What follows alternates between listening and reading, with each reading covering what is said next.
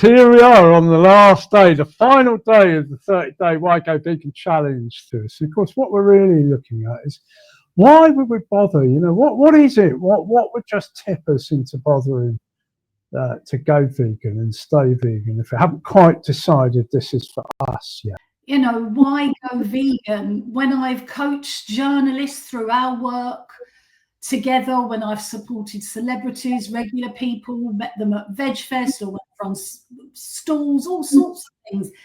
The first most important thing is your reason why. Your reason why to be vegan. So it's so appropriate. Know your reason why.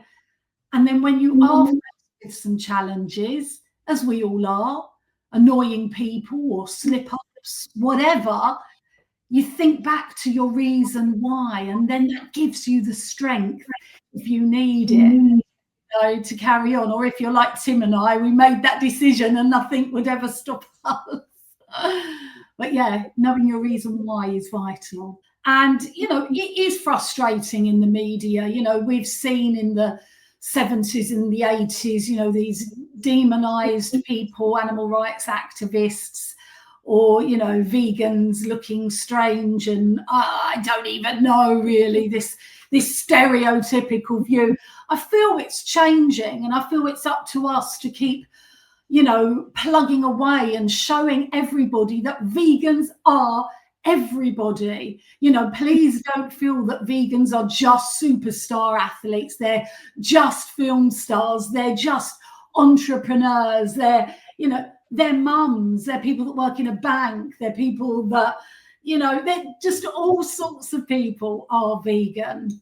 And I feel the media's portrayal has really been unjust. And that's what I've worked with my clients and through my own work, and having the pleasure of working with you, Tim, and VegFest, is to educate and inspire. And this is why I love VegFest so much.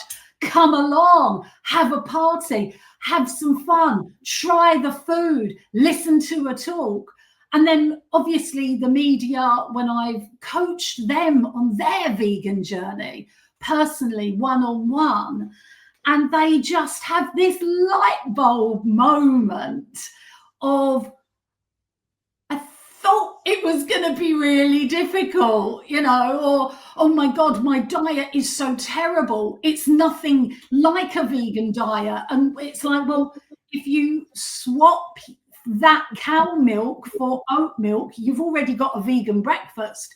If you just swap your, you know, pick up a vegan cheese, then your cheese sandwich is vegan. You know, you're already having pasta and tomato sauce. Well, you know, just mix it up and change it a little bit. And I think people just have this light bulb moment. It's not that scary. It's not that difficult. And I've had this with the media, and I hope that mind shift has helped them when they've gone on to write about veganism in the papers or online. There's still a lot of work to go, and yeah, bring it on. Yeah, we certainly always had a good reaction. We've been doing media for VegFest now, probably the best part of, well, over 20 years. Yeah. We've had 95% of all our media coverage, and we usually get a lot of media coverage. I mean, some of our events have had 40 or 50 pieces in local, regional media, online, and then onto the radio, in the BBC radio quite a lot, and then some national coverage. You know, some of the tabloids covered us. So, you know, it's been a really big range and nearly always very positive. So we've been good with that, and I think we cultivated that. But I think, you know, part of the reason potentially that people might be thinking is, you know what, why can I bother? Why would I bother going vegan? Is because that some of that media representation has, as you said, been unjust and unfair and inaccurate. So I'm just going to ask you quickly, Karen, really briefly too, because we've talked a lot about all the reasons to go vegan, but just to sum up now and really succinctly, I talked about probably 3 or 4 reasons earlier about why it's worth bothering. And one of the things I mentioned is what's in it for us as individuals. I think it's fair to say you would agree, without a doubt, it's true, isn't it? Well, you've been vegan 30 years, and it's given you so much back in terms of health, in terms of radiance and happiness. Would I be right in saying that? Absolutely. I mean, every day I just think, oh, I'm so glad I made this decision. It's the best decision. It's the most important decision you can make in your life. It's better for you. It's better for the animals. It's better for the planet. I can't see any downside. I mean, it certainly gives us. We've both enjoyed, really good health from an upliving. I mean, I'm in my 60s now. You're in your 50s. Yeah. We've been benefited, really radiated from plant-based lifestyles. So very quickly, they take Karen. Have you got a little word of wisdom for anyone just thinking, well, you know what? I just can't quite be bothered to go. What would you say there? I think just give it a go. Why not? Why not? Give it a go. A whole new world of food will open up in front of you. I've had people say to me, I just was so bored of food. Nothing really inspired me or excited me. I've had people say to me, I've met so many exciting friends. I've made friends.